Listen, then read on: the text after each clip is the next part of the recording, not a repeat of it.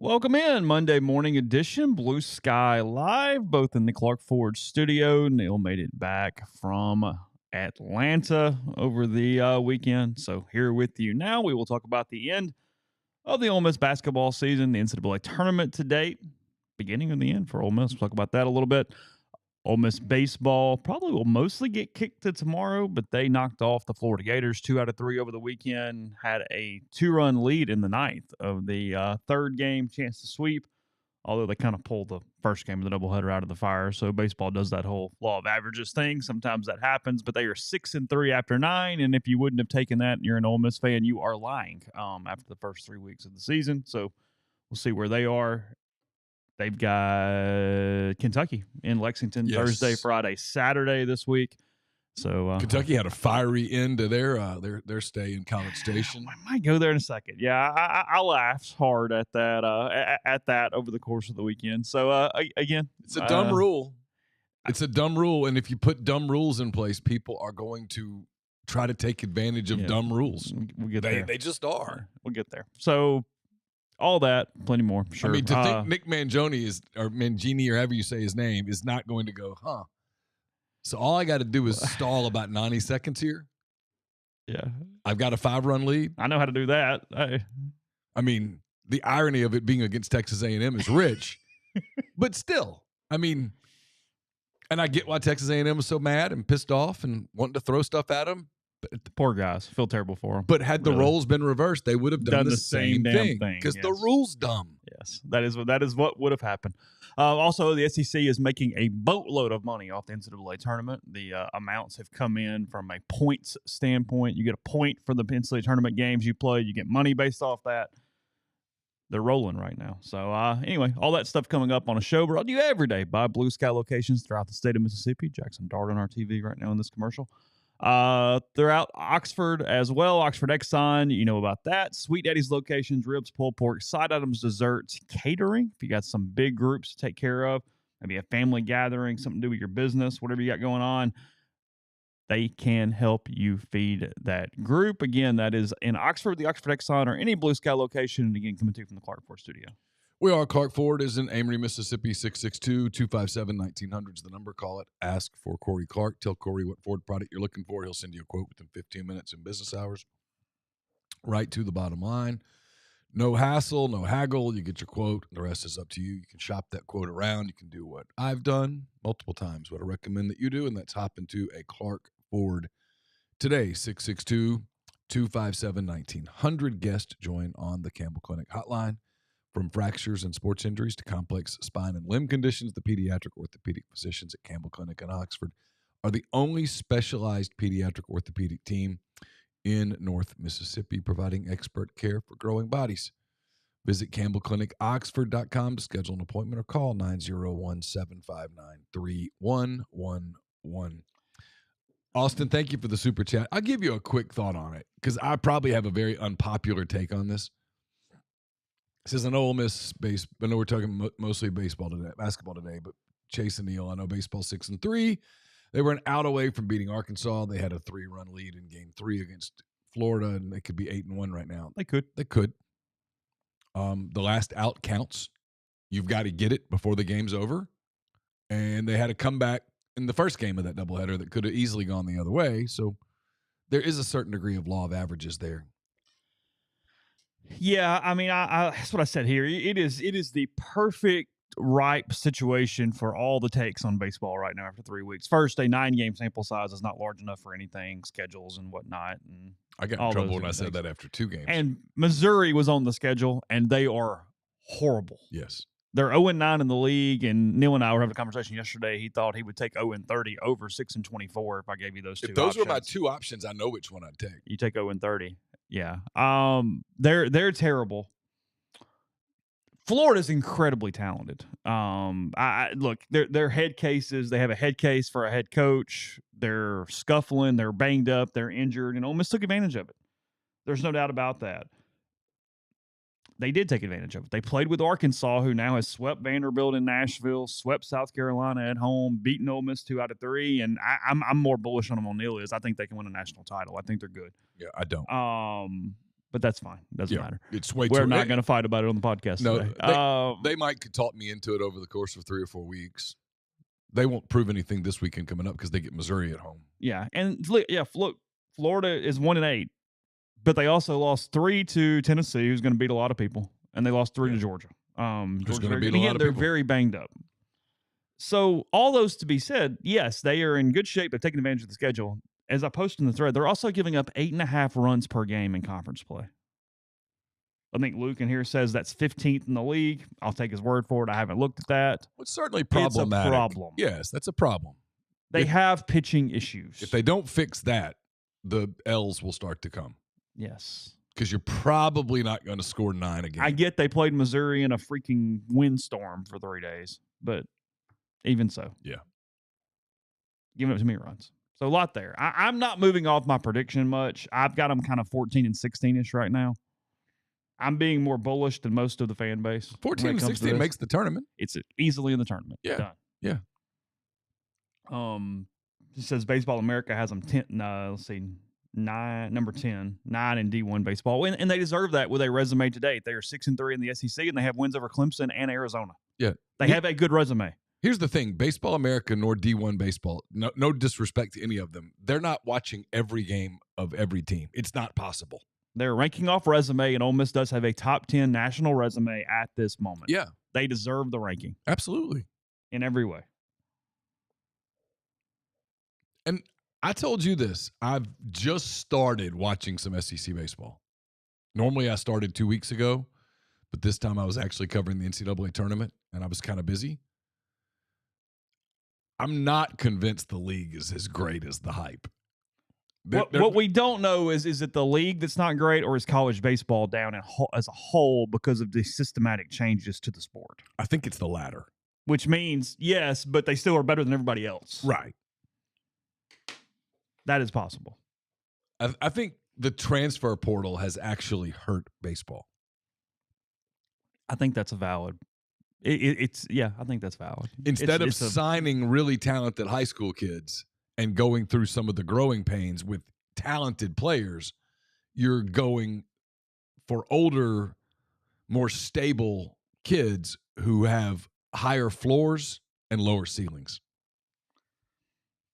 I am still really cracking up. Somebody on our YouTube stream changed their name to Jesus Hates the Zone. I am really laughing at that quote still here days later. It's fair. Yeah, just saying. Yeah, again, we're getting into playing basketball, but the situation, so we don't leave it completely out there hanging, was yesterday, Texas A&M, Kentucky. They were playing game 3 of their series. A&M scuffling a little bit. A lot bit. They were the number 1 team in the country coming into the season. They had a huge injury with his name who's escaping me, and the big time freshman from last year hit all the home runs. Very good player. Starts with a G. And they insert narrator. They are no longer number 1. No longer number 1. They had a bad non-conference. They were awful. Their RPI was already bad, and I think they are 1-8 in the SEC now after losing 2 out of 3 to Kentucky. They are not going to make the tournament unless they just go on some monumental run, and that does not appear to be in the cards there for the Aggies. And if Texas A&M not living up to expectations, we're all shocked, but it's where we are currently sitting here. But yes, Kentucky led 10-5. They had a 4:35 curfew, I believe, was when the game had to be over. 4:30. 4:30. Okay. Yes. They had a 4:30 curfew. They had to go get on a plane and get back to Lexington. And there was fewer than 5 minutes remaining in the curfew situation. So they went out, did a pitching change, made the umpire come out, did a lot of stuff, ran it out. Just a lot of chirping. Texas A&M got pissed off. But here's the deal. And look, this Neal, I'm admitting this, okay? This probably says something about me, okay? I've done this in the Little League baseball and softball. I have. I actually did it last fall. Carly Ann played softball last fall. Got into the last thing, and there was a really good team in the league, and we were up 1, 2, 3 runs, something in the last inning. And I did look at the clock, and I went, we could run off about 3 minutes right here. This bad boy is over. Well, suddenly you go talk to a batter or two, because if you're hitting in the bottom of the inning, you just got to stay on offense. Yeah.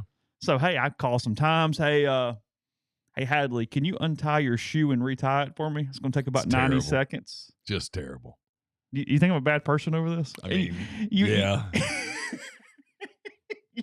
You just kind of run it out. But my job. I mean, I'm not negative toward the other kids, but my job.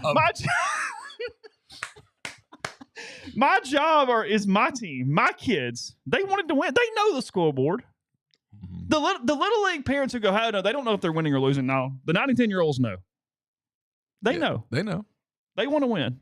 So I did what was within the rules and within my capability, without being a complete jackass, to get the W.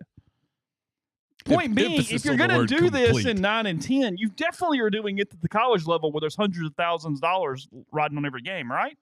What is the issue here? I just think it's a dumb rule. You should exploit the hell out of it if it's the rule. It's human nature to exploit dumb rules. It's an absolute scummy move on my part.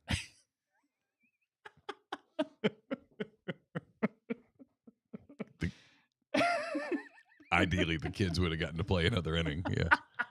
I think the umpire would have called it anyway.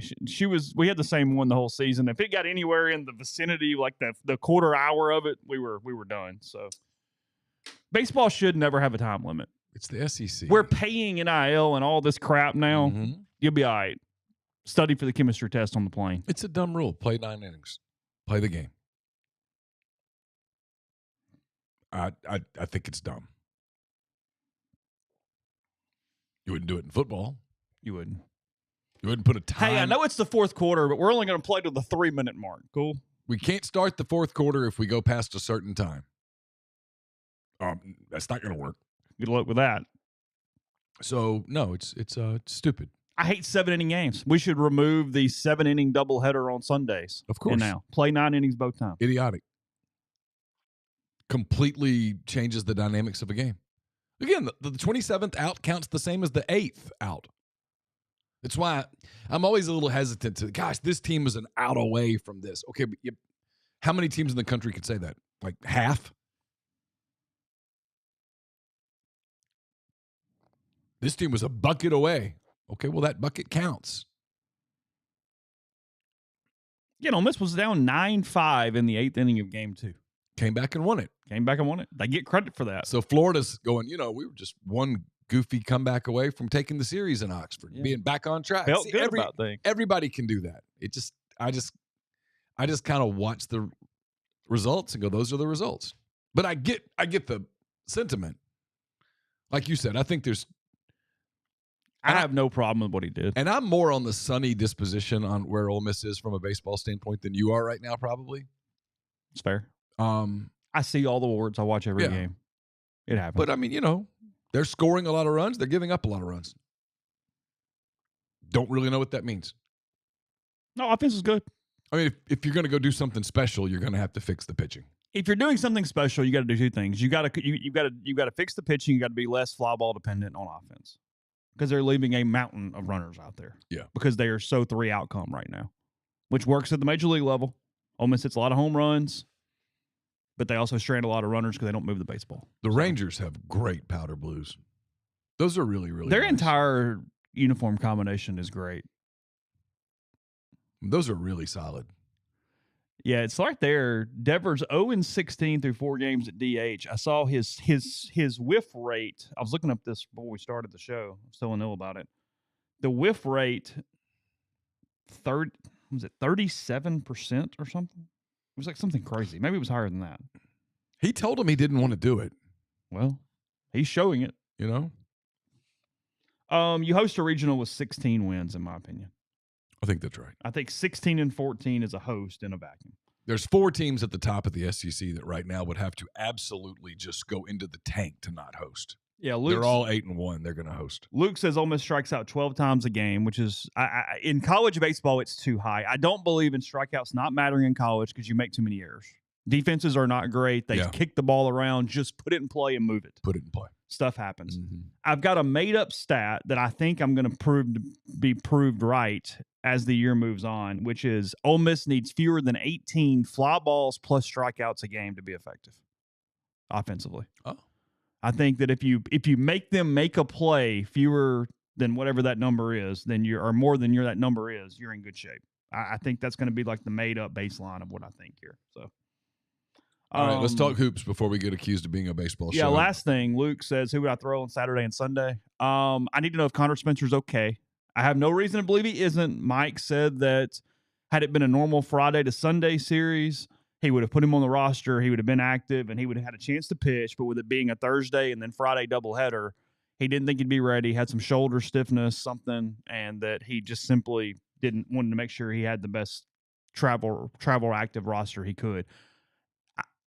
It's not my first rodeo, so I need to see him back on the field before I completely go there. I would put – I think what I would do is go Elliott, Nichols, Hooks right now and move Hooks. I don't want to move Mason Morris because I think he's too valuable as a bridge off Elliott right now. It's working, it's comfortable, and I would leave it. I think Hooks can extend more than some of the other options. I contemplated Canny, contemplated some other people, but as of right now, I think that I would do something along the lines of that and go Nichols and Hooks and remove Riley and put him in the pen. I get that Mason is a more reliable bullpen arm than Riley, but I'm just trying to sit there and try to maximize the number of innings the starters are giving me right now. Because as I wrote yesterday, there's a huge difference in needing 15 bullpen innings or something like that versus needing 18 or 19. So that's kind of where I'm at when I'm trying to fix. So. The doubleheader 7-inning rule is simply a travel thing on a Sunday or whatever the final game of the week is. Because the other thing the SEC does, and I promise I'm moving on to basketball, is if you're a Thursday, Friday, Saturday game series, you can't play on Sunday. It is like against religion and God and all the rules at that point. You only have 3 days to finish at that point. Because somehow fairness in having 3 days is more important than simply getting the freaking games in and not having to worry about decimal points when we get to trying to figure out who's heading into the postseason. Yes. There's that. We'll get to Ole Miss after the break. We got about 3-4 minutes in this. Let's do this first. All 1 seeds. They are no. Let's hold that too. One thing. I got one for you. All right. You want to find how much money the SEC is making? Sure. This? Sure. I always get a kick out of, by the way, when fans do this. Well, we made this or whatever. It's like, it's not your money. Like, it doesn't, I mean, I get why people get that way, but it's kind of funny to me. All right. So we have said this, and I believe this even more than we've talked about it all year. In football, I kind of get it. In baseball, I kind of get it. In basketball, the SEC is all on one team. Mm-hmm. You guys need to all be rooting for each other, and you're one big collective tribe that is going and pillaging other villages at this point. I mean, you are all in it together in every way because you help each other's schedules. You help each other get in. You pick up each other from a quality win standpoint, and then what you do later is you make each other money. And that's what's coming out right now. The SEC will play 35 games before the NCAA men's basketball tournament final and therefore earn 35 monetary units in NCAA tournament compensation for the conference. That means they will receive roughly $70 million as a league for their performance in the NCAA tournament. That is by far the highest total ever, eclipsing the 25 units the ACC won in 2016. The Big Ten this year, 21 units. That pays $42 million. The Big 12 third with 20 units, $40 million. ACC and Big East, they had 9 units, $18 million. Mountain West, they get $12 million from its 6 units, while the West Coast Conference, 4 and 8. Missouri Valley, SWAC, Southland, MAC, 2 units, $4 million apiece, and 20 conferences earned 1 unit. So take 70, divide that bad boy up, and that's some additional money going in your pocket from basketball, simply from an NCAA tournament standpoint. And look, it didn't matter, as we talked about, because simply putting the schedules together and getting in the tournament justified you getting in the tournament. But they put a ton of teams in the Sweet 16. Mm-hmm. They put half of the Elite 8 in, and all 1 seeds have advanced, including 2 1 seeds from the SEC into the Final Four. They have done everything to justify and recognize the season they've had to date through tournament play. Yeah, 100%. I said all year the league was really good. And the league was really good. You have 2 teams in the Final Four. You had 4 teams in the Elite 8. Almost had 2 other teams in the Elite 8. Can't get a whole lot closer than Ole Miss and Arkansas did to making the Elite 8. It was a great year. It was a great year for the league. I mean, I've got some numbers, some historic net rating numbers. It's wild. About the league. About the league, how good the league was this year. You can back it up metrically. For Wicked Bruce says 4.1 million per team is what that will come out to be. 4,117,647. Thank you for that. I did not do that math. That'll buy you a couple of players in the portal. 2.8 players, give or take. Yeah, about 2.8 players. About 2.8 players. Yeah. Portal. Word to the wise. Just be patient with portal. Be patient with portal. There's just right now the prices are exorbitant, and there's so much stuff to be sorted through. I wrote about this in 10 Weekend Thoughts. If you don't read anything else, read that. There's the money is to the point where we dealt with this a little bit in football. If you're going to be a second round pick, you might be best coming back, unless you firmly believe you're going to go to an organization in the NBA that does the G League shuttle well and is very, very good with development, at which point you should go. One quick portal note yesterday, and then we'll go to break. We'll come back. We'll talk about the weekend in Atlanta, is Pete Nakos of On3 said that Kentucky, they have sort of through sources and kind of publicly also released some of their numbers for next season on NIL and what they'll have available from a war chest for basketball. And because of two donors donating $4 million combined, Kentucky is going to have $6 million in NIL available for next year, and then $2 to $4 million through rev share. So Kentucky will be somewhere between $8 to $10 million per Nakos in their number. Yes, that is what I hear. I know a guy that came back from Nashville saying that there were SEC programs that would have $8 to $10 million for basketball. Well, that appears to be a number that's relevant. Yeah, and I was told that no, you don't know what you're talking about. You have no sources. It looks like. Yeah, I think they're one of 4 to 6 and maybe more SEC teams, which is half the damn league, that will be operating in that number area. It's a big number. Yeah, there's a lot there we can get to over the course of the week. I think there are some schools, and I think Kentucky's clearly one of them, that is making a decision. Mm-hmm. And frankly, as much as we live in football crazy land, I think if you look in the mirror and you go, hey, you know what? We're going to get a lot of football money anyway. We're not winning a championship in football anytime soon. Let's be competitive. Yeah, sure. But let's go win. Why don't we go win something? Yeah. I'm with it. I'm completely in. I don't blame that. No, I don't either. Tell you about Citizens Bank, not just an account number, but a valued member of the community. You can stop by and visit. That is at 902 Sisk Avenue, Suite E, to discuss your options with any of their experienced bankers who value your unique financial journey and make every moment uniquely yours. Success is the top priority. And while you're there, ask about School Spirit debit cards. They donate an amount per every transaction to the local school of your choice, whether it's Oxford, Lafayette, or Regents. That's the Citizens Bank, PHILA.com. We're also brought to you by Comer Heating and Air, Southern Air Conditioning and Heating, different names. Same great products and services. If you live in Oxford, Batesville, Tupelo, that area, call Comer 662-801-1777. If you live in Hernando, Memphis, or the surrounding area, call Southern 662-429-4429. Brought to you by Window Hero. Window cleaning, pressure washing, gutter cleaning, gutter guards, everything in between.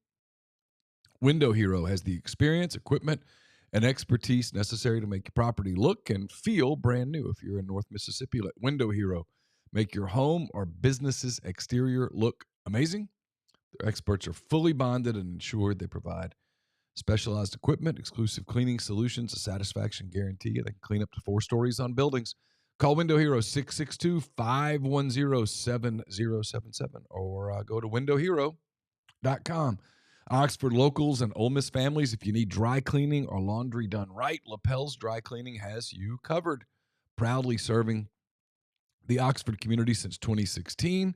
Lapel's takes care of everything from suits and formal dresses to comforters and everyday laundry. Even better, they offer free pickup and delivery to make life easier. Just call 662-638-3149 to be added to their pickup and delivery route, or visit them at 3010 Old Taylor Road, right across from the Mark Condominiums. Mention Rebel Grove, you get 50% off your first order. Trust Lapels to keep you looking your best. Are you retiring soon? How long should you wait to take Social Security? What accounts should you pull from first? Are you already retired? Should you consider Roth conversions? These are just some of the personalized questions that can only be answered with the personalized retirement income plan. Andrew Seago Wealth Management specializes in helping folks just like you come up with their retirement game plan. So whether you meet at his office in Collierville or prefer Zoom from anywhere, schedule a free discovery meeting and see what they can do for you. It's rebelsretire.com, rebelsretire.com. So Ole Miss finishes its season in Atlanta, reaching the Sweet 16, 24-12 on the year. They ended up finishing 6th in the SEC, a tie for 6th when you look at the regular season, knocking off North Carolina 71-64 and Iowa State 91-78 to reach the second Sweet 16 in program history, and then falling to Michigan State 73-70 on Friday. A lot there in a ton of ways. I'll sort of let you sort of stream of consciousness a little bit, but Ole Miss had a double-digit lead early. Some in the first half. I think got up to 10, didn't it? Yeah, led by 10 in the first half, led by 9 in the second half. I thought the game was, quote, lost, end quote, in the final minute 30 of the first half. Ole Miss had some foul issues. They were trying to get to the half with Davis, Morrell, and Padula on the bench with 2 fouls. And they kind of had it. Michigan State was at the line shooting a 1-and-1. He missed the front end. There was a missed block-out assignment. It was pretty blatant, happened right in front of my face. Led to a kind of a discombobulated defensive 5 or 6 seconds. Michigan State got a 3, I think, from Richardson. Cut it to 5. Ole Miss goes down on the other end. Murray takes a shot, misses. They get a kind of a transition and hit a 3. And suddenly an 8-point lead's a 2-point lead. Ole Miss took a 2-point lead into the half, and I thought it took a lot of wind out of their sails. Body language kind of shifted a little bit. They came back and built a 9-point lead, and so you could argue, and I couldn't argue against it, that nope, that wasn't it. But I thought if they could have taken an 8-point lead, made it 10 into the half, I don't know that Michigan State's going to come back from that. They really weren't built to come back from that. They were very frustrated early by Ole Miss's defense. I thought Ole Miss had control of the game for most of the first half. And then in the second half, Michigan State made an adjustment. They got downhill with their guards. Ole Miss really couldn't contain Jace Richardson. He was able to get downhill. He got to the bucket. I didn't think the officiating in the second half was a big deal, really. I thought what the big deal in the second half was they just couldn't contain him. And then offensively all year, this kind of bit Tennessee yesterday too. I always thought all year, man, Ole Miss is one scorer away. Like if you just had one more dude who could just go get a bucket. And they kind of didn't. And they became very dependent on Padula. I don't even have the stats up in front of me. But it felt like what do you want? Just shooting percentage second half. It felt like they were really fighting it just to get a bucket here, a bucket there. Michigan State's good, man. They defend really hard. And it just felt like the game was in their hands a couple of times, and they couldn't quite do it. I thought there was a play where Ole Miss was up 2, forced to stop, had a transition a little bit, and Padula turned the ball over. Yeah. Led to a dunk. I thought that was a big Made moment. that pass across the middle, and it got swatted back the other way. Yeah, and you know, I thought that was a big moment in the game. There were just a couple of times, and then late, you know, and I kind of led my column with this. Late, there were 2 different possessions, one with Padula, one with Dre Davis, where the ball literally was on the rim. The ball was literally on the rim. Yeah, their out. close ones rolled off, and Michigan State's rolled in. Yeah, and like 3 possessions in a row, off and in. And I think if those 2 teams played a 7-game series, it goes 7 games. I really do. And so you get one of those games where it just kind of comes down to a thing here and there. And I thought Jace Richardson was the key. They really couldn't stop him. They stopped everyone else. They couldn't stop him, and ultimately they lost. And you know, and I said this on Friday night, and I caught myself really hoping. Listen, journalistically, I was like energized. It was fun to cover the tournament. I've always loved covering it. It's my favorite sport to cover. You get a lot of access at the tournament. You get to talk to people. There's some opportunities to visit with people sort of off the record, which is nice. You learn a lot. I was really excited to write a preview for Auburn Ole Miss Part 4. I think Auburn would have won. I'll go on record and say that. I don't think Ole Miss beats Auburn if Auburn plays well. Mm-hmm. But I was really interested, and I was taking notes throughout the night because my seat was right behind the Ole Miss bench, and across the way from the Ole Miss bench was Stephen Pearl. And Stephen Pearl was scouting that game, and I'm just telling you, he was scouting Ole Miss. He was taking mental notes and physical notes about Ole Miss. He was watching their huddle closely.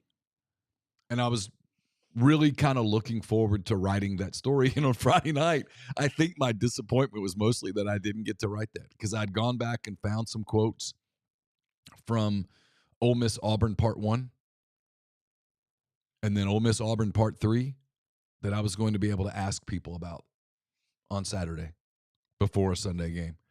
But at the end of the day, I think Auburn was the best team in that regional, and they won, and they'll be in the Final Four this weekend. But it would have been really fun to watch Chris Beard get a fourth shot at a team with the team that at that point, had they beaten Michigan State, been rolling, would have really believed. Yeah. It would have been fascinating theater.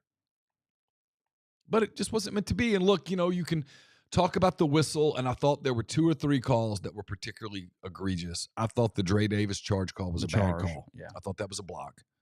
I actually thought the call on Brakefield was right. A couple of the reaches on Padula, you can argue that they were ticky-tack, but he was reaching.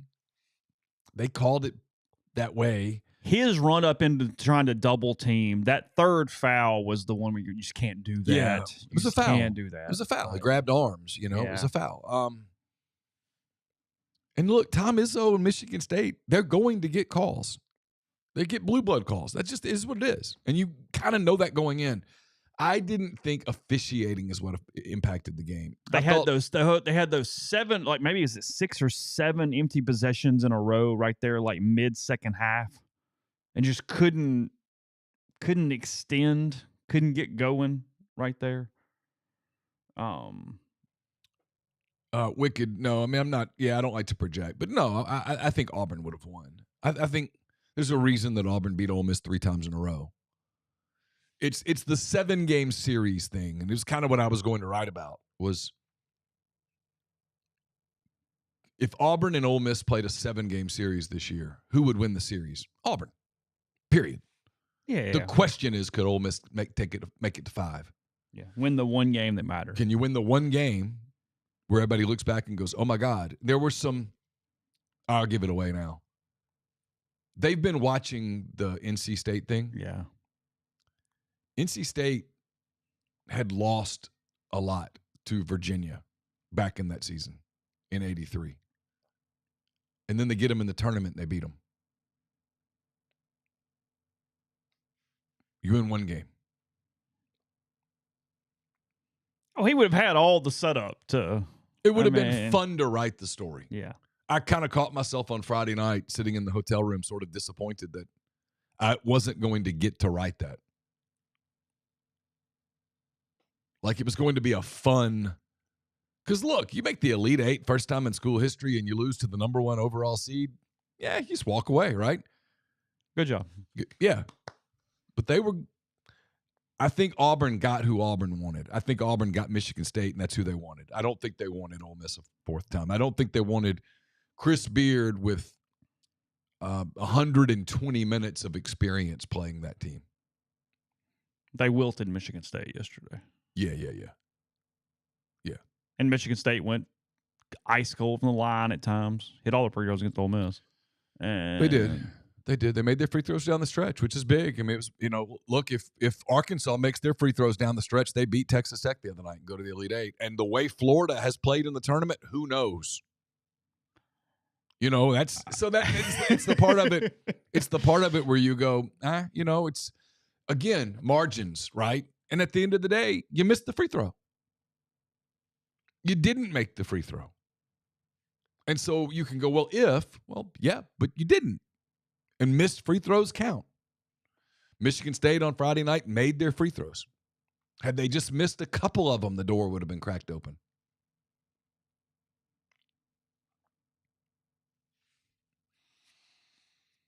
But it was a team that, I think when you reflect on this team, the thing that is obvious is that he got total buy-in.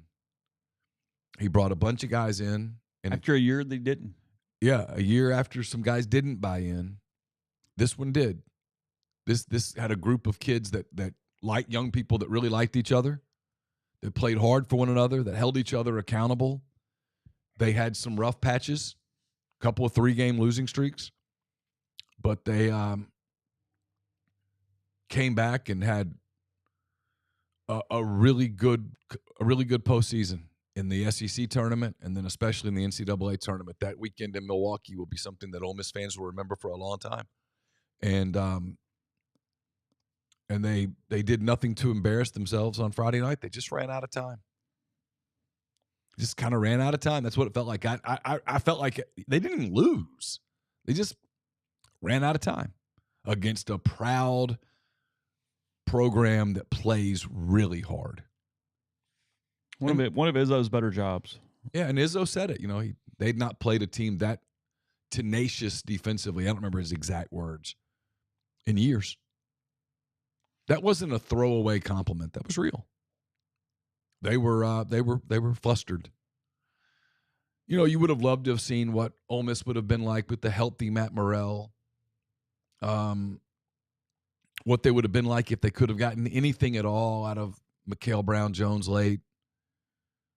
But, you probably could do that around the country, right? That's where I'm always hesitant to do that. I get why people do it. But you probably could take any team and go, gosh, if this team just did this one more thing, if they just had this one more thing, well, of course. Yeah, I think that's probably the right comparison. I think making the playoff in football is the same thing as the Sweet 16 in basketball. I think it's the right correlation.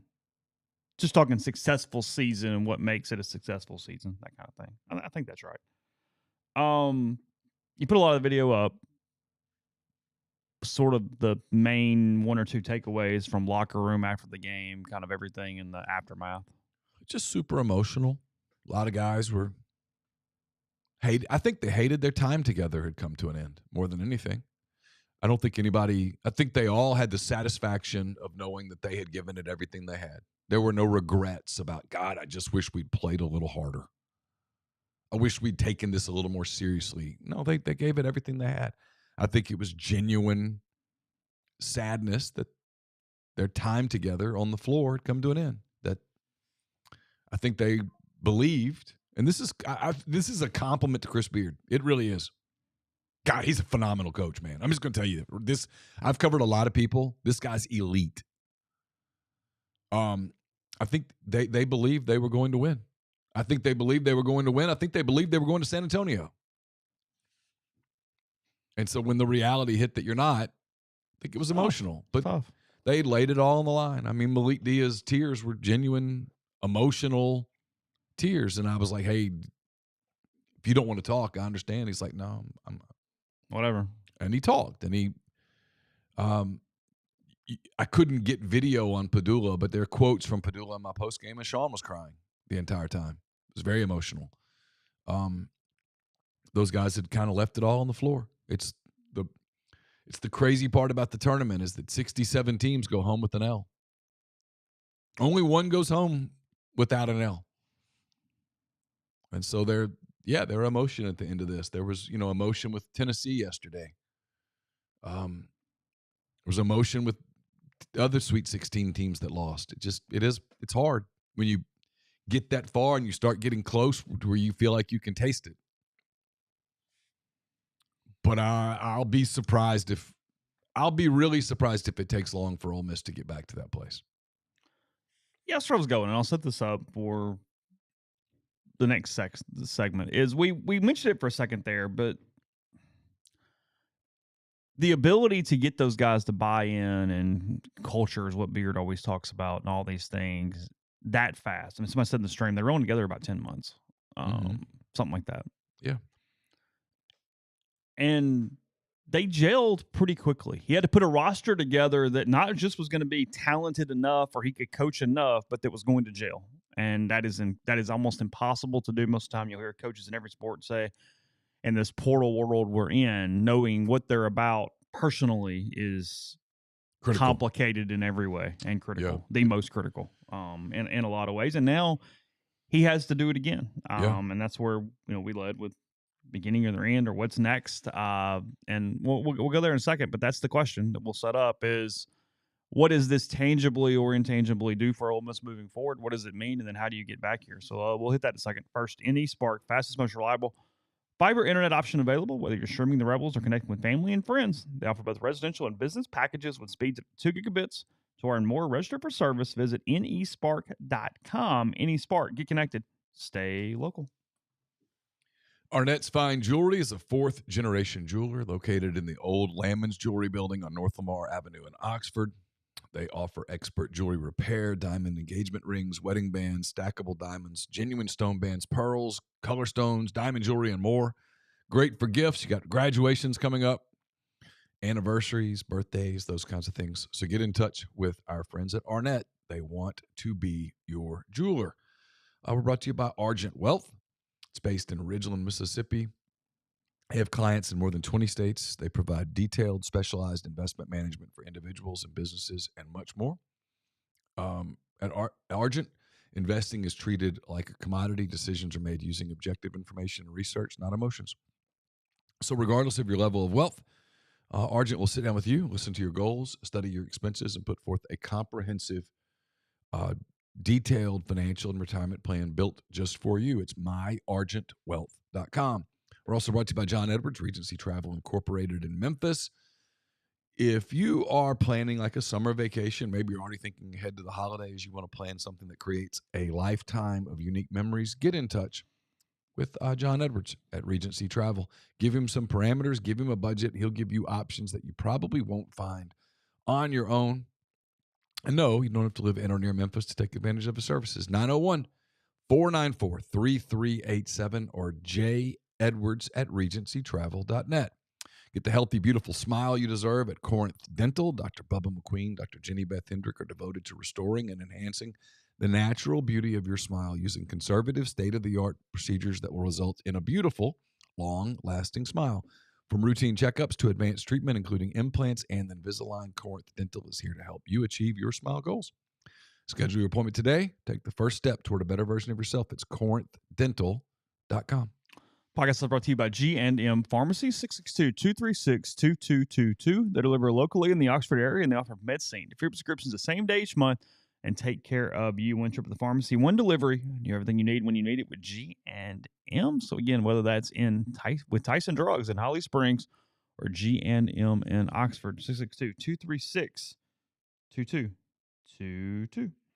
Ole Miss softball, by the way, took a doubleheader from Missouri yesterday, winning both ends of that, 5-3 in the nightcap and 1-0 in the earlier game after a bunch of rain came in on them earlier in the weekend. So what's next? We talked about it. Portal. We'll go there in more detail. We're still kind of doing a little bit of a post-mortem here on this team, but part of that is, how do you take advantage of this? What does it mean for you as a program, a school team, all that kind of stuff? Because they are replacing damn near everybody. You got potentially Malik Dia back, Klafke. I think Malik's back. We'll start there. I think Malik's back. But look, let's be real. He's going to get paid. And he came to you on his third school, so he's not shy of looking around. Yeah. So he did everything he's supposed to do for you this year. That's not a criticism of Malik Dia in any way. No. He showed up and played well. Well, we talked about the rules, right? Yeah. The rules are stupid, but you're going to take advantage of stupid rules. There's nothing stopping him from leaving. I anticipate he'll be back. I'm with you. I think Eduardo Klafke will be back. I'm with you. They're bringing in 2 guys. So that's 4. They got the top 100 guy coming in whose name is escaping me right now. And then Pinkins. But this, and again, we won't get caught up on this part of it, but the way I've looked, the other kid coming in, the highly profiled one, he's not necessarily immediate impact though, right? Like it's more project development, right? Well, in this day and age, again, it's kind of the baseball thing, right? And you don't want to take a whole bunch of freshmen because they're young. Mm-hmm.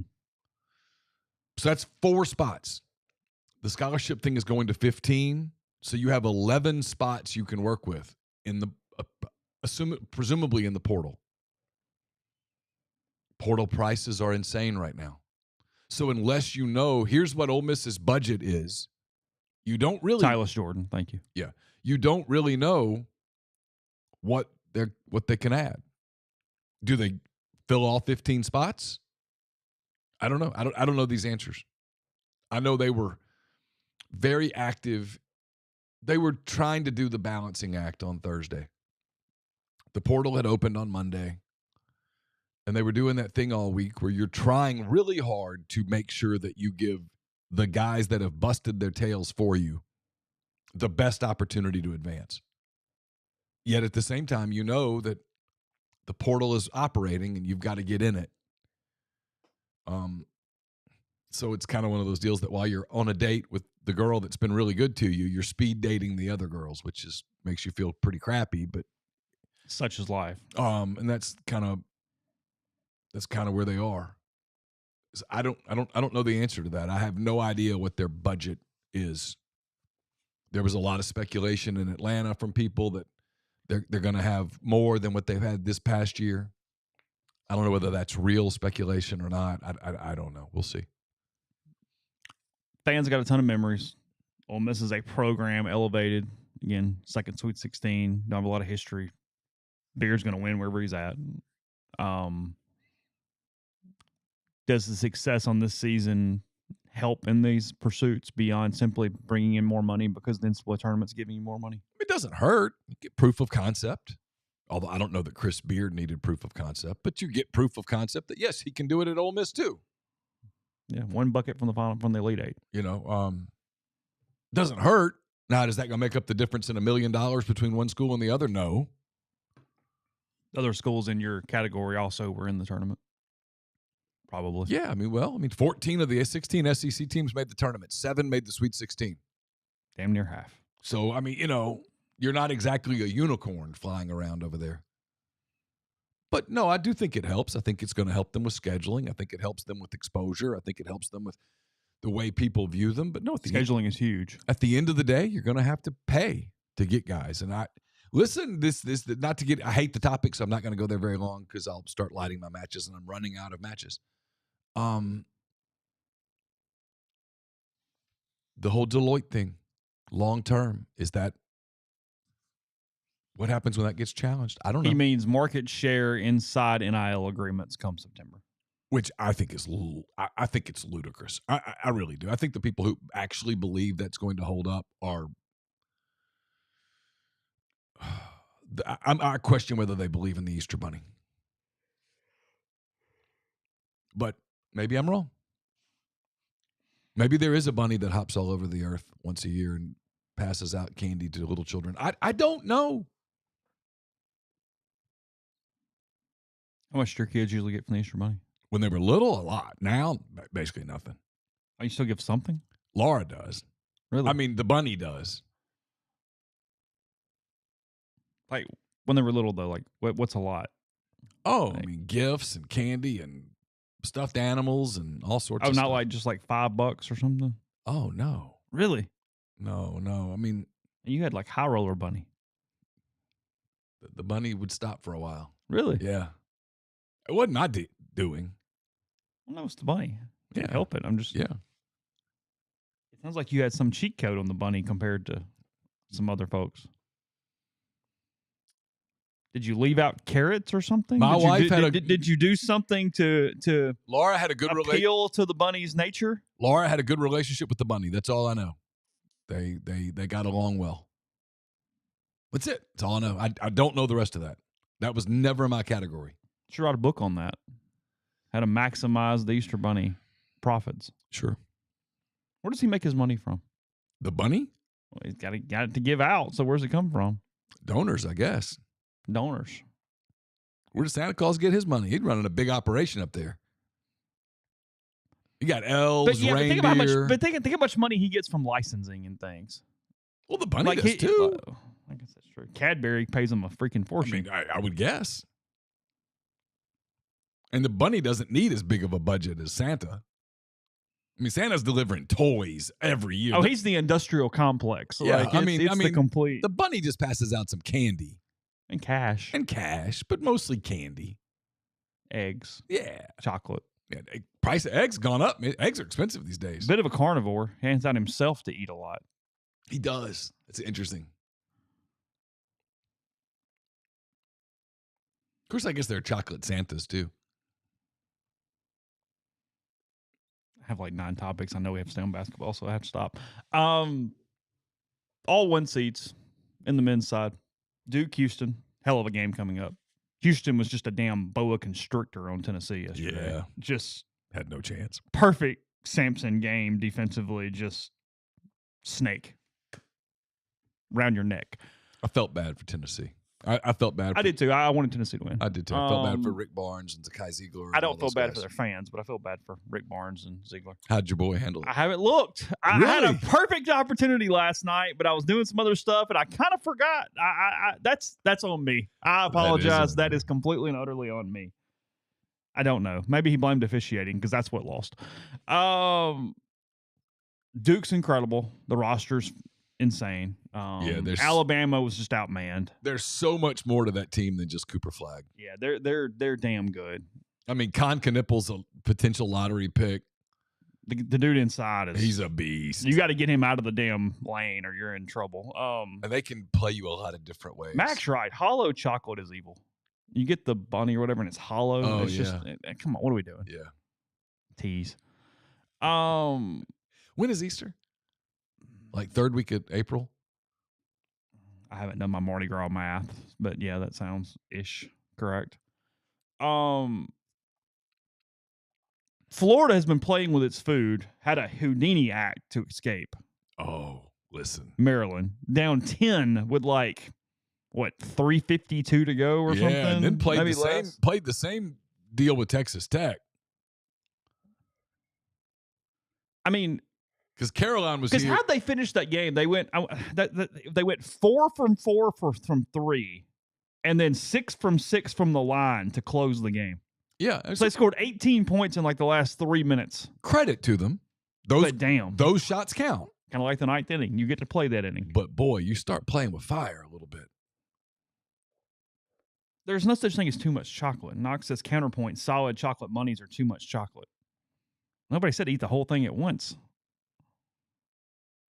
Oh, April 20th is Easter. Oh, 420. Yeah. All the candy. No jokes there. None. They escaped Texas Tech. They were in deep trouble. Yeah. Deep trouble. Yeah. To the point that I actually turned it off and had to turn it back on. I thought it was over, so I moved on. Texas to Tech else. lived the roller coaster, didn't they? Texas Tech was done against Arkansas, came back and won. Had Florida beat, came back and lost. That's a hell of a ride. Kentucky fans get to beat their chest. See, Cal blew the game. See, we were right. See, and then they lose in the Sweet 16.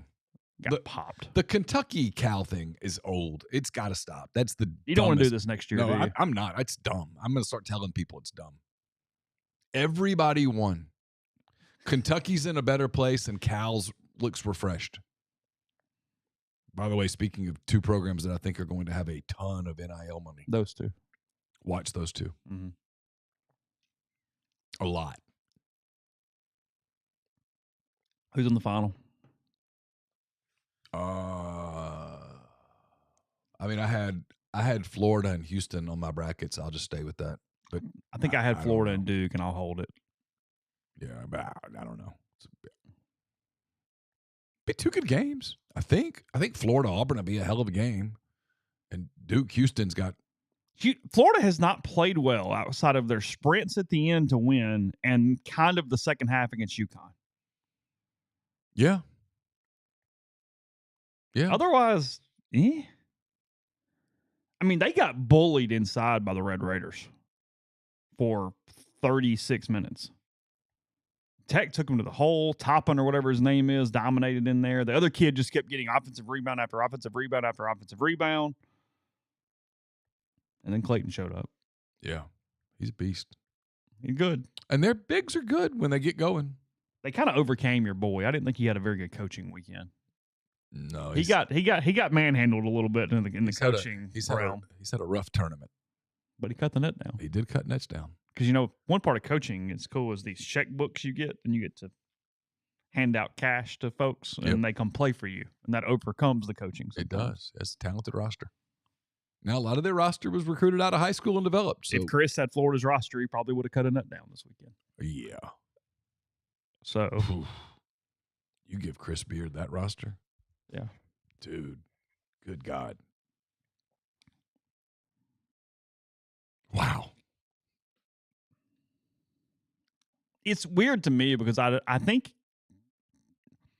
likability-wise, I feel like most people will just kind of want Houston to win because they're seen as like this plucky underdog. They're not an underdog. Houston? They're damn good. They have a ton of money in that program. Well, and it's about culture now. They have a culture that's built a certain way, and you. Yeah, he doesn't have a title. He does, but he does not deviate from that culture ever. Yeah, there are no Cinderellas in this thing. I'm not sure Cinderella exists anymore. Well, somebody had a good point in the stream. You didn't even get like the mid-major who hit the 9 threes and was kind of like a story for a night either. No, because that dude's playing on a SEC Big Ten roster now. He is. Somebody found him before he did that. And it just doesn't work. Those kids are gone. Well, it was what? Was there were no double-digit seeds in the Sweet 16, right? Isn't that correct? No, Arkansas. They're the only one. And come the hell on. Yeah, that's not Cinderella. No. I mean, no. So none, yeah. Yeah. Colorado State would have qualified had they beaten Maryland. Yeah, that would have qualified. Yeah. That would have been Cinderella. But And it helped that they were playing a Maryland team that the coach was hoping to lose so he could get out of there. While calling out the athletic director, too. Yeah. So he was doing his no F's given, not his I'm going to take the podium and be the guy and everybody's going to like. It was I don't care. Peace. No, all of you. I'm going to Villanova. I'm out. Yes. I hate you people. Well, I mean, look, 2 dudes who stepped up because, like I said, College Park, Maryland's kind of a shithole. So you get Evans, who, as you mentioned, what? KD just rolled. He rolled that ankle bad. Yeah. You get the AD, as we mentioned and made fun of last week, goes from College Park to Highland Park. And then now this dude gets to go coach Villanova instead of Maryland. Yeah. Everybody looking up. Yeah. Well, hey, Maryland's the only loser here.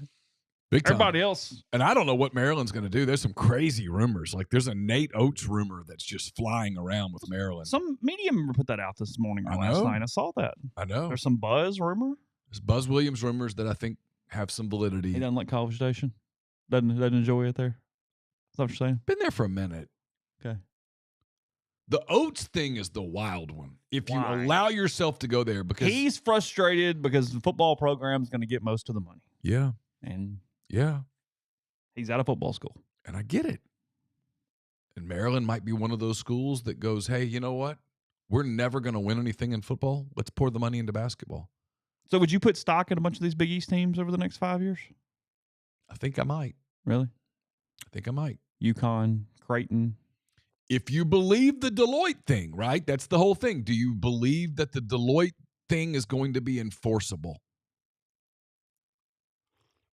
And then you have to get into the whole how much NIL can a school like Ole Miss or Texas A&M, those kind of, how much can they really produce?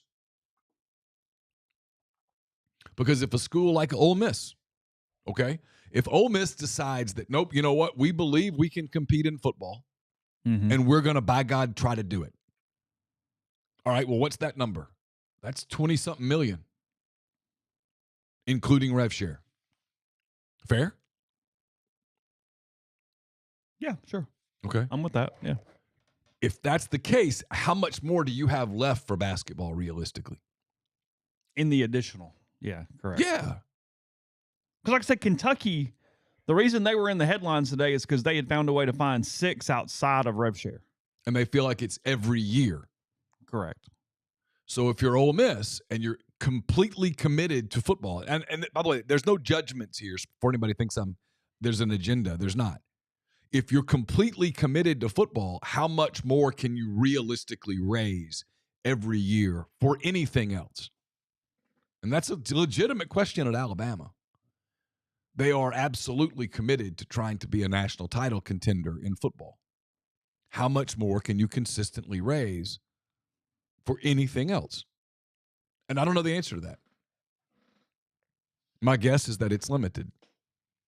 As opposed to a place like Maryland where they're going to go, really don't give a shit about football. I mean, we're going to put a team out there. We'll try to be like not an embarrassment, but we're not going to the playoffs. But basketball, we think we could put the money in basketball and make a run at this puppy. Our fans love it. Yeah, I get it. That's why I told you yesterday.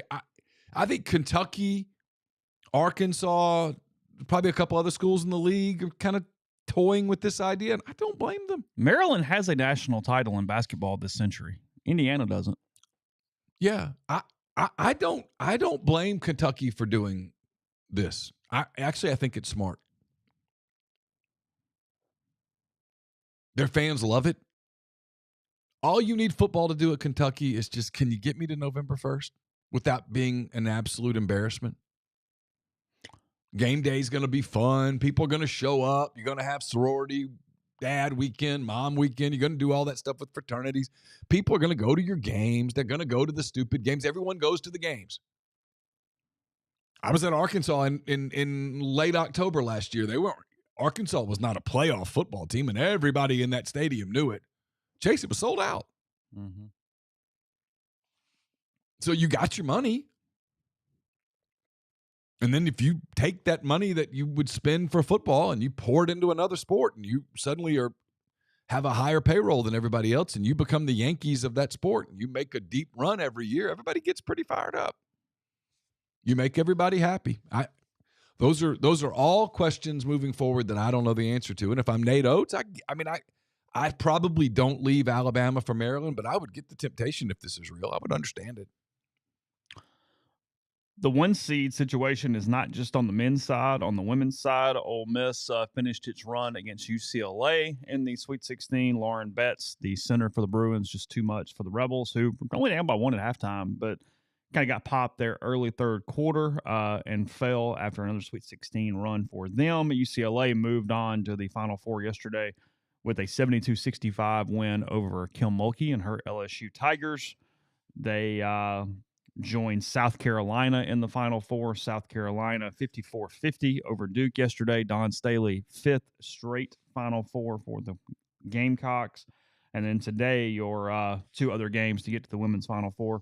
It is USC without Juju Watkins. Remember, she broke her ankle against Mississippi State. Is that what it was, or was it knee? It was knee. No, you're right. It was knee. Yeah, injured her knee against Mississippi State. They faced Paige Beckers and UConn, probably the end of the road for the Trojans there without Juju, I would think. They did get to this point, which is an accomplishment considering they lost arguably the best player in the country. And then Texas, the 1 seed, they won the SEC. They are still in it. They faced 2 seed TCU, which is where Haley Van Lith has had quite the comeback year after kind of being average at LSU relatively. She's the Big 12 Player of the Year, and the Horned Frogs are like 33-2 or something like that. TCU, they've been really good. Texas favored by 7.5. UConn favored by 14.5 as the 2 seed tonight against the 1 seed Trojans. So I'm kind of cheering for TCU. I want Haley Van Lith to win. I do too. I want Haley Van Lith in. I want her to win so that I just can listen to her post game because she seems like the type that she's an enjoyable psychopath. Yeah. I'm like, yeah, I'm good. Yeah. She seems like the type that might just let it all hang out after it's over. It's her 5th Elite 8. Welcome to college basketball. 5th Elite 8 at 3rd school. Uh-huh. Yeah, it's great. Yeah, it's our 5th Elite 8. Sure. Started at Louisville. Made an Elite 8 at Louisville, beating Ole Miss a few years ago. That's who Ole Miss lost to after they beat Stanford. Oh, yeah, I remember that now. Yeah. So South Carolina will face the winner of TCU, Texas. So Haley Van Lith against Dawn Staley, we might get in the next round. Or we get Vic Schaefer, Dawn Staley. Really good coaching matchup there. And then, USC, UConn versus UCLA. UCLA, the number 1 overall seed, by the way, because Dawn Staley was frustrated by that after the selection. Oh, that's right. I remember that. Remember? Yeah. Because you said you wanted to pick them to cover the 45.5 in the first round, and they did. They did. Yeah, they won by like 53. You're golden. Yeah, TCU did beat a good Notre Dame team. She's lovingly obnoxious. Who's that? Staley. Oh, yeah, shouldn't bother me at all. It's fine. I mean, you kind of know what you're getting, and it's consistent. She kind of cracks me up a little bit because she does. She roots like hell in person at the men's games. Yeah. And it's kind of like, because they suck, it's a weird, like, juxtaposition in a way, but she's in there. She's trying. Why did the Grizzlies fire Taylor Jenkins? What happened? I really don't know. I was blown away. I mean, it's a Thursday question for Jeffrey. I mean, the timing of it was crazy. Because aren't they good? Yeah, they're good. They're going to the playoffs. Well, I know that, but aren't I mean, they're not winning in the playoffs. Okay. I felt like they went above his head and fired his whole staff a year ago. That was the beginning of the end. And then obviously there's an issue with Morant and him. I don't know what precisely it is, but okay. That feels like an organization at a crossroads. Yeah, I'm with you. I mean, you got to decide, are you all in on this? Are you all in on this Morant thing or not? Are you going to build around Desmond Bain and Jaren Jackson and maybe make a deal and get some picks and try to go a different way because you're in the West with Oklahoma City and San Antonio's coming if they win this lottery? And there's a lot there with young teams that aren't going away anytime soon. And if you're Memphis, you got to figure it out. Yeah. We'll come back in a second. First, the Declaration of Independence Center for the Study of American Freedom. It's located on the Ole Miss campus, and they aim to explore and examine the fundamental and founding principles of the United States of America. We offer an academic minor in freedom studies, scholarship opportunities for Ole Miss students, and bring lots of networking potential to contact. To learn more, contact Stephen Skoltedi or Rankin Sherling at freedom@olemiss.edu or visit independence.olemiss.edu. Located in the heart of Cajun country in Broussard, Louisiana, Parrish Brewing Company's simple goal is to make awesome craft brewed beer. They started doing this in 2003, and they make amazing craft brewed beer. That was their goal, and they achieved it. You got Dr. Juice, which is perfect for this time of year. Ghost in the Machine, which is perfect for any time of year. You've got Cane Break, so much more at Parrish Brewing Company. Wherever you look for beer, look for Parrish. You'll be glad you did. We're also brought to you by Easy Hemp Co. Easy is a hemp-infused sparkling water. It's a guilt-free alcohol alternative. It's a natural way to relax and unwind. It's all natural, made with real fruit, no added sugar, low calorie, gluten-free. One 12-ounce can of Easy has 3 milligrams of THC. With Easy, it's easy to avoid the gummy scare and control your experience. So change the can, not the ritual. It's easy. Visit easyhempco.com to view the Easy Finder to find Easy near you. It's Farm Bill compliant with hemp derived from THC CBD extracts. It's for people 21 and older. Enjoy responsibly. I'll have a mailbag to you on Wednesday. It's brought to you by Art Hayes of Sotheby's International Realty. Are you thinking of making a move? Put the power of Sotheby's to work for you. As a licensed agent with Sotheby's and a supporter of all things Ole Miss, Art can help you buy or sell in your hometown or anywhere in the world at no charge to you. Seriously. So call and ask Art how. 612-805-5929 or email Art at arthur.hayes@lakesmn.com. Podcast is brought to you by the Men's Clinic. Their mission is simple. They want their patients to remain as healthy and as strong as possible throughout the aging process.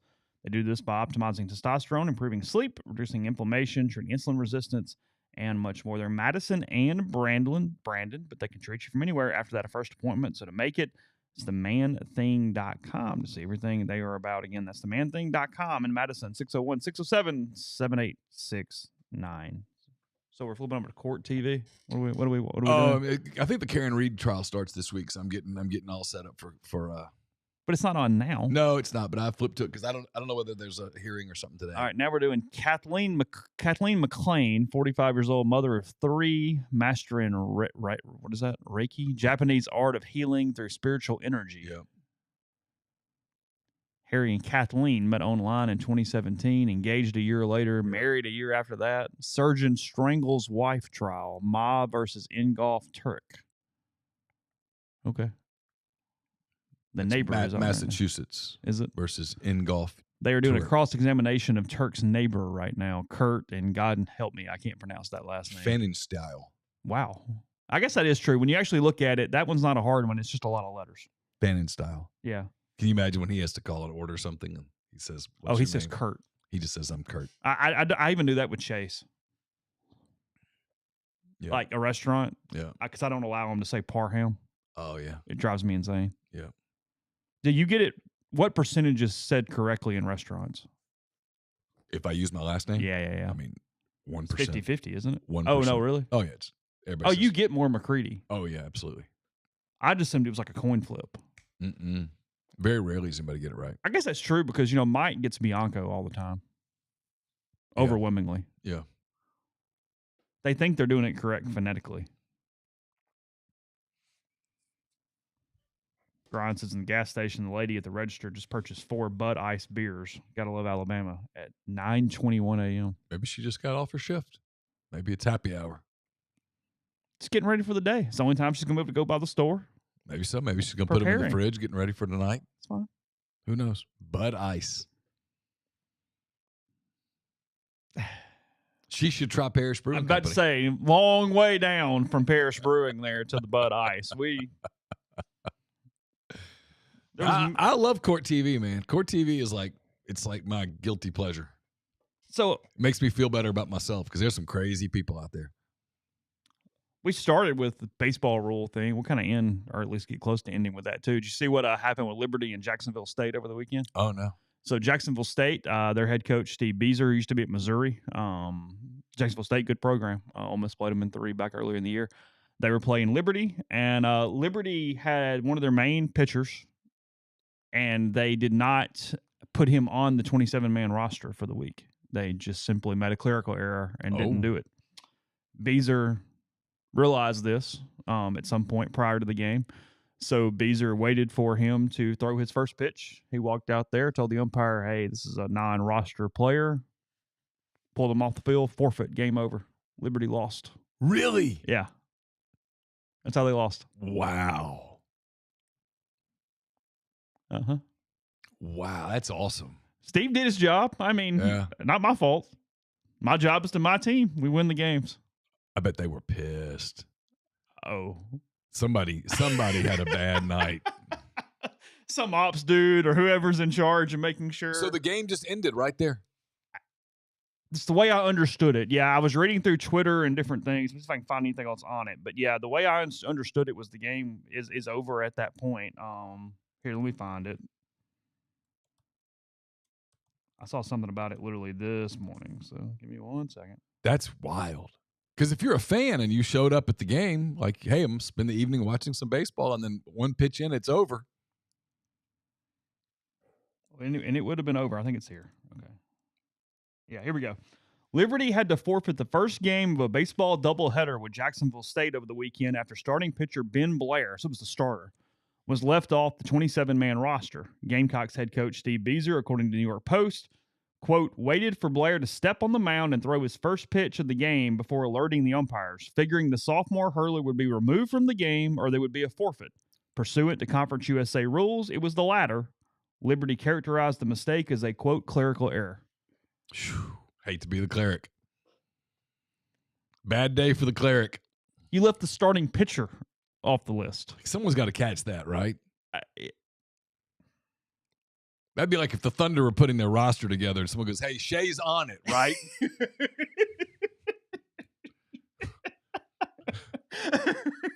We got Gilgeous Alexander's there. Okay, yeah, hey, good. you left one off for the postseason, okay? Hey, yeah. There's this dude. Wow.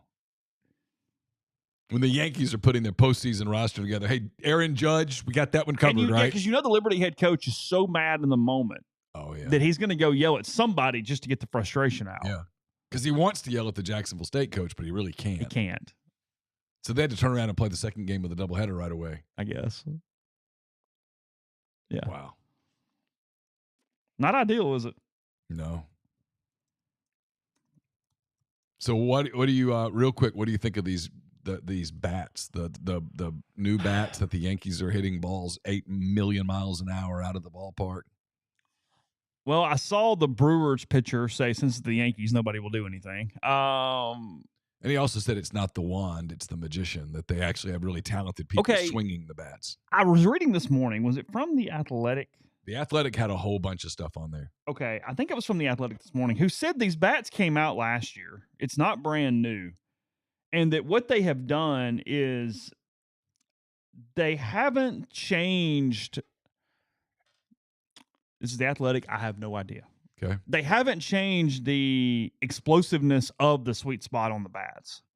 They have taken the sweet spot and moved it up and down the barrel to fit each individual player's swing patterns. Oh. So what is technically happening... And they've moved the label, right, to get it away? Yeah, because you're trying to put the hardest spot of the bat at the sweet spot. Right. So the way I was reading and interpreting, if I'm not correct, somebody correct me, but my quick preparation for the podcast this morning was that while technically not illegal in any way, anybody can do this, and there's more's coming because of this. Sure. And it was here last year. This isn't brand new. There's actually a really good story in The Athletic about the creator of these type of bats and how he got here. He's a Marlins coach now. Yes. Yeah. But yes, what they have done is essentially taken the sweet spot of the bat and moved it to where swing patterns will hit that spot more than other spots on the bat. So you're catching more sweet spot. Okay. The bat's not illegal. No. But it has been shifted and manipulated for each individual player, is the way I interpreted it. So is this going to be the new thing, or are they going to make this bat illegal? Well, they've already kind of made it legal. So, yeah, it says the bats are perfectly legal. Essentially, these bats are the same bats we know, with the placement of the barrel where the most mass lies in the stick, shifted according to player preference, adjusting the sweet spot to a player's swing rather than adjusting the swing to the sweet spot. Oh.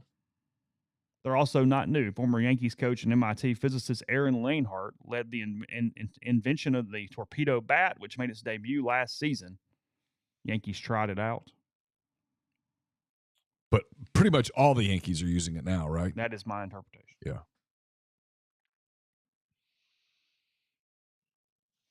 Yeah. I mean, things evolve. But, man, the Yankees were hitting some balls where the thing was like, those were like missiles getting out of that stadium against the Brewers. Well, they hit what? They hit, was it 9 home runs in the one game or 8? And they hit 3 more yesterday? Judge hit 4 in 2 games. I'm having a very hard time getting into Major League Baseball this year. I tried yesterday. I just couldn't do it. I'm not there. Braves got swept in San Diego. I saw that. Okay. Offense was bad. They'll be okay. It's just March. It's over. It's over. Where's my message board? Apparently the Cubs have a bad bullpen, and they're screaming at the Ricketts for not spending more money on the bullpen, which is both fair and ludicrous at the same time. Like, whatever. Fair and ludicrous. Yeah, I mean, I get it. You know, I don't know what the Ricketts balance sheet looks like. There's a graph that's out that shows how much money they made, what they're spending, and it's the percent of revenues being spent on payroll is pretty low compared to like the Mets, which is 90%. If you're a Mets fan, you have no complaints. The Mets are taking all of the money and pouring it into payroll. The Cubs, not so much. I'm just having a hard time. You know what it is? I've told you this. It's the Thunder part of me. The Thunder are so well run. You can't. You're out on everything else. And so it's why like I've had this begrudging admiration for the Braves over the last few years. They're just so well run, and the Thunder are so well run that like these organizations that are run average, I have no patience for them. I'm like, whatever. I have no sympathy for you at all. Let's do a quick trivia game, baseball related. I'll give you 1 minute. Okay. Okay. Name the 2 teams, baseball teams, Major League Baseball, okay, who on their primary hats, caps, Okay. there are 3 letters. Clock starts now. St. Louis Cardinals. Yes. You might get this real quick. It took me about 50 seconds. I really struggled with it till the very end, and I finally clicked. I'm thinking. So Cardinals and the Cardinals in your division was a little bit of a cheat code, but it's fine. We'll take it. 3 letters on the hat.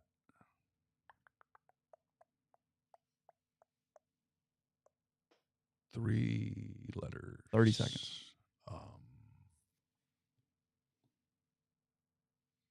I'm struggling with this one. Think so? A little bit.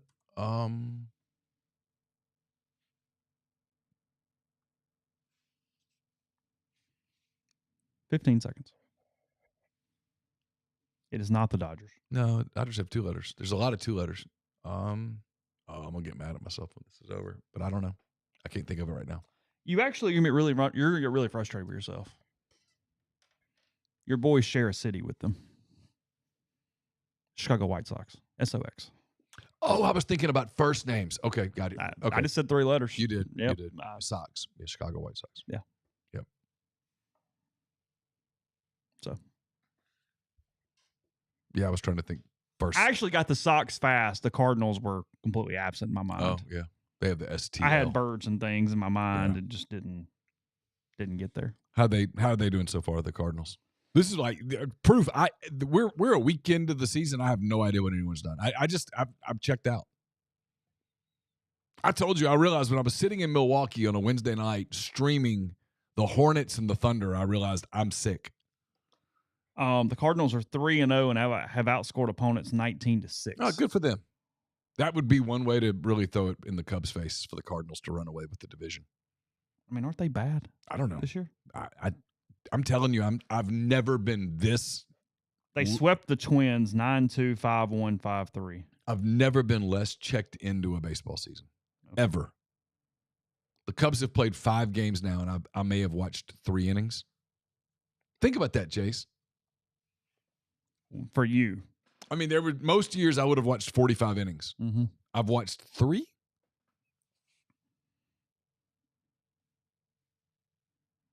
With no real plans. No. Man, the NBA playoffs are 3 weeks away. I mean, come on. I mean, there's a 0% chance that I'm watching any baseball during the NBA playoffs. Yeah. So, I mean, I've watched more college baseball than I have Cubs. Legitimately, not even close. Even over the last weekend, I watched some of the Ole Miss Florida game. I watched LSU a little bit. I find Tennessee entertaining because everyone hates them. Sure. I watched some of Vanderbilt, Arkansas. I flipped around and kind of watched some stuff.